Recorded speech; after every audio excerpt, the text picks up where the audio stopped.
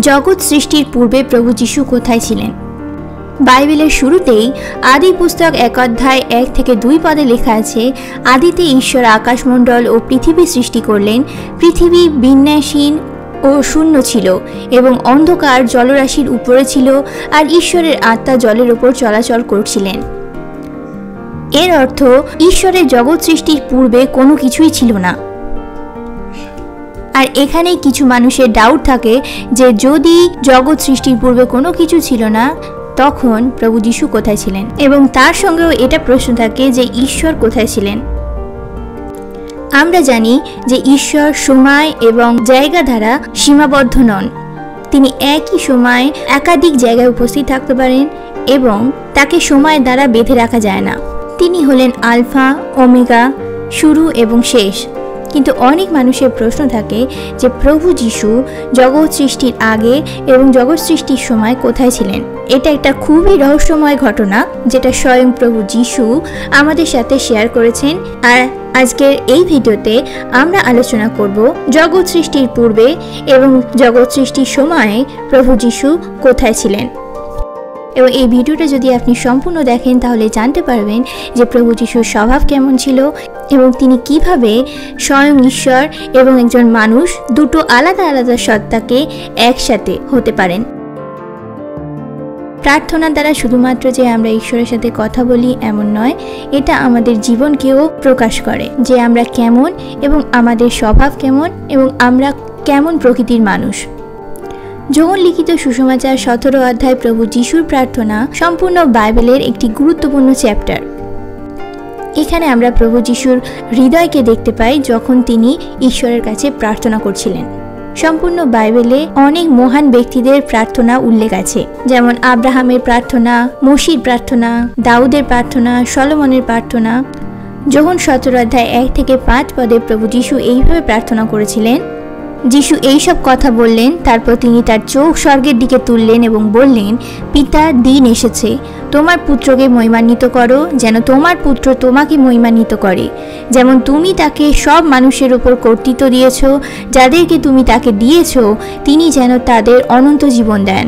আর এটাই অনন্ত জীবন, যেন তারা তোমাকে জানতে পারে, একমাত্র সত্য ঈশ্বরকে, এবং তুমি যাকে পাঠিয়েছ, যীশু খ্রিস্টকে। তুমি আমাকে যে কাজ করতে দিয়েছ তা শেষ করে আমি পৃথিবীতে তোমাকে মহিমান্বিত করেছি।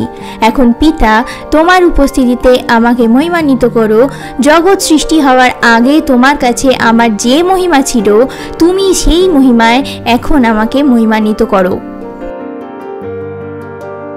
শেষের বাক্যটা খুবই ইম্পর্টেন্ট এই বিষয়ে আলোচনা করার জন্য, যে এমন লেখা আছে, জগৎ সৃষ্টি হওয়ার আগে তোমার কাছে আমার যে মহিমা ছিল, তুমি সেই মহিমায় এখন আমাকে মহিমান্বিত করো। অর্থাৎ স্পষ্টভাবে এখানে প্রভু যীশু বললেন যে জগৎ সৃষ্টি হওয়ার পূর্বে ঈশ্বরের কাছে তার মহান মহিমা ছিল। সাধারণভাবে প্রার্থনা আমাদের হৃদয়কে প্রকাশ করে, যেমন আমরা আগে আলোচনা করলাম। আমাদের উদ্দেশ্য, আমাদের জীবন, আমাদের স্বভাবকে ঈশ্বরের কাছে তুলে ধরে। ঠিক তেমনিভাবে প্রভু যীশুর এই প্রার্থনার দ্বারাও আমরা এখানে তার নেচারকে, তার হৃদয়কে এবং তার স্বভাবকে আমরা দেখতে পাই। এবং সেই সাথে এই প্রার্থনার দ্বারা আমরা দেখতে পাই যে ঈশ্বরের সাথে প্রভু যীশুর যে একটা আত্মিক ঘনিষ্ঠ সম্পর্ক, সেই বিষয়। আদি পুস্তক 1 অধ্যায় 1 পদে আমরা দেখতে পেয়েছিলাম যে ঈশ্বর জগৎ সৃষ্টির পূর্বে বিরাজমান ছিলেন, এবং আদি পুস্তক 1 অধ্যায় 26 পদ আমাদের কাছে প্রকাশ করেন যে ঈশ্বর এক বচনে নয় কিন্তু বহু বচনে ছিলেন। সেখানে এমন লেখা আছে, ঈশ্বর বললেন, আমরা আমাদের প্রতিমূর্তিতে আমাদের সঙ্গে মিল রেখে মানুষ সৃষ্টি করি। এটা আমাদেরকে পরিষ্কারভাবে দেখায় যে জগৎ সৃষ্টির পূর্বে ঈশ্বর একা ছিলেন না, সেখানে আরও কেউ ছিল। আর এখন আমরা জন 17 অধ্যায় প্রভু যীশুর প্রার্থনা থেকে জানতে পারলাম যে সেই আরও যে একজন ছিলেন, তিনি কে ছিলেন? তিনি ছিলেন স্বয়ং প্রভু যীশু। প্রভু যীশু বলছেন, জগৎ সৃষ্টি হওয়ার আগে তোমার কাছে আমার যে মহিমা ছিল, তুমি সেই মহিমায় আমাকে মহিমান্বিত করো। এই বাক্যের দ্বারা প্রভু যীশু এটা প্রকাশ করেছিলেন যে জগৎ সৃষ্টি করার পূর্বে ঈশ্বরের সাথে যিনি ছিলেন, তিনিই ছিলেন স্বয়ং যীশু। এবং শুধুমাত্র জগৎ সৃষ্টির পূর্বে নয়, জগৎ সৃষ্টির সময়ও তিনি ঈশ্বরের সাথে উপস্থিত ছিলেন। এবং এর দ্বারা আরও একটা বিষয় আমরা জানতে পারি যে স্বয়ং প্রভু যিশু ঈশ্বরের কাছ থেকে মহিমাকে ত্যাগ করে মনুষ্যের রূপ ধরে পৃথিবীতে এসেছিলেন, যাতে তিনি জগতের পাপ ভার তুলে নিয়ে পাপের মূল্য চোকাতে ক্রুশে মৃত্যুবরণ করতে পারেন এবং মানুষকে পাপ থেকে মুক্ত করতে পারেন। প্রভু যিশুর সময়ে সমগ্র ইহুদিরা রোমান সাম্রাজ্যের দাসত্বে ছিল এবং তারা চাইছিল যে এমন উদ্ধারকর্তা আসুক যিনি রোমান সাম্রাজ্যের অত্যাচার, দাসত্ব এই সমস্ত থেকে যেন তাদের মুক্ত করতে পারে, তাদেরকে উদ্ধার করতে পারে।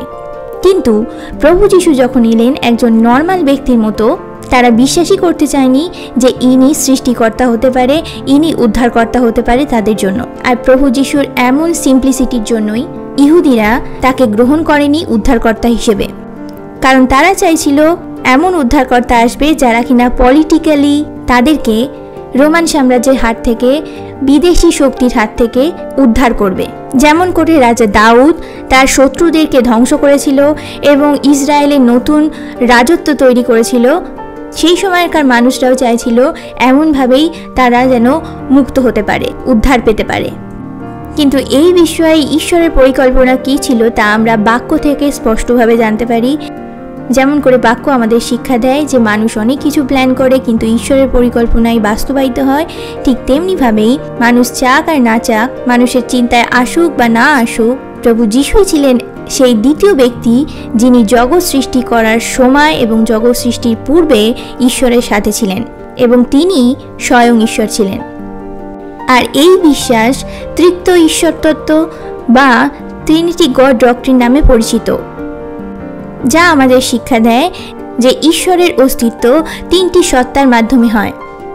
প্রথম হলো স্বয়ং ঈশ্বর যিনি পিতা, দ্বিতীয় হলো প্রভু যিশু যিনি পুত্র এবং তৃতীয় হলো পবিত্র আত্মা যিনি আমাদের সহায়ক হিসেবে আমাদের মধ্যে বর্তমানে বিরাজ করছেন। আর এই বিষয়ে যোহন লিখিত সুসমাচার 1 অধ্যায় 1 থেকে 4 পদে লেখা আছে, শুরুতে বাক্য ছিলেন এবং বাক্য ঈশ্বরের সঙ্গে ছিলেন এবং বাক্যই ঈশ্বর ছিলেন। এই বাক্য শুরুতে ঈশ্বরের সাথে ছিলেন। সব কিছুই তার মাধ্যমে সৃষ্টি হয়েছে, যা হয়েছে তার কোনো কিছুই তাকে ছাড়া সৃষ্টি হয়নি। তার মধ্যে জীবন ছিল এবং সেই জীবন মানব জাতির আলো ছিল। এবং 14 পদে লেখা রয়েছে, এখন সেই বাক্য দেহে পরিণত হলেন এবং আমাদের সাথে বাস করলেন। আমরা তার মহিমা দেখেছি, যা পিতার কাছ থেকে আসা একমাত্র পুত্রের যে মহিমা, সেই অনুগ্রহে ও সত্যে পূর্ণ মহিমা আমরা দেখেছি। আর এখানে বাক্য হলেন স্বয়ং প্রভু যিশু, যিনি ঈশ্বরের সঙ্গে ছিলেন এবং যার দ্বারা সমগ্র পৃথিবীর সৃষ্টি হয়েছে। প্রভু যিশু সরাসরিভাবে জগৎ সৃষ্টির সময় এবং জগৎ সৃষ্টির কাজে এবং জগৎ সৃষ্টির মধ্যে যুক্ত ছিলেন, যা তার জগতে মানব রূপে জন্ম নেওয়ার বহু বহু বহু বছর আগে। জগতে মনুষ্য রূপে জন্ম নেওয়ার পূর্বেও প্রভু যিশু মহিমান্বিত রাজা ছিলেন এবং এখনও মহিমান্বিত রাজা আছেন এবং স্বমহিমায় রাজা হিসেবে তিনি আগমন করতে চলেছেন পৃথিবীতে। আর এই বিষয়ে যোহন লিখিত সুসমাচার 17 অধ্যায় তার প্রেয়ারের দ্বারা আমরা শিখতে পারি। আর তার এই প্রেয়ার থেকে আমরা আরও একটা জিনিস শিখতে পারি, তিনি যে মহিমান্বিত হতে চাইছিলেন শুধুমাত্র তিনি তার নিজের জন্য নয়, বরং যাতে তিনি মহিমান্বিত হয়ে স্বয়ং ঈশ্বরকেও মহিমান্বিত করতে পারেন তার জন্য। প্রকাশিত বাক্য পুস্তকে যোহন যে শক্তিশালী যিশুকে দেখেছিলেন তার সাথে কোনো নর্মাল মানুষের তুলনা হতে পারে না। প্রকাশিত বাক্য 1 অধ্যায় 12 থেকে 16 পদে লেখা রয়েছে, যিনি কথা বলছিলেন তাকে দেখবার জন্য আমি ঘুরে দাঁড়ালাম, মুখ ফিরিয়ে দেখলাম। 7টি সোনার বাতিস্তম্ভ আছে ও সেই সব দীপাধারের মাঝখানে মনুষ্যপুত্রের মতো একজন লোক দাঁড়িয়ে আছেন। তার পরনে পা পর্যন্ত লম্বা পোশাক ছিল এবং তার বুকে সোনার বেল্ট বাঁধা ছিল। তার মাথার চুল মেষের লোমের মতো এবং বরফের মতো সাদা ছিল, আর তার চোখ আগুনের শিখার মতো ছিল। তার পা ছিল আগুনে পুড়িয়ে পরিষ্কার করা পালিশ করা পিতলের মতো এবং তার গলার স্বর ছিল জোরে বয়ে যাওয়া স্রোতের আওয়াজের মতো। তিনি তার ডান হাতে 7টি তারা ধরেছিলেন এবং তার মুখ থেকে ধারালো 2 দিকে ধারালা তরোয়ালের মতো বেরিয়ে আসছিল। পূর্ণ তেজে জ্বলন্ত সূর্যের মতোই তার মুখের চেহারা ছিল। যখন আমি তাকে দেখলাম তখন একজন মৃত মানুষের মতো তার পায়ে পড়ে গেলাম। তখন তিনি তার ডান হাত আমার উপরে রেখে বললেন, ভয় পেও না, আমি প্রথম ও শেষ, আমি চিরজীবন্ত। আমি মরেছিলাম, কিন্তু দেখো আমি যুগে যুগে জীবিত আছি, আর মৃত্যু এবং নরকের চাবি আমার হাতে আছে।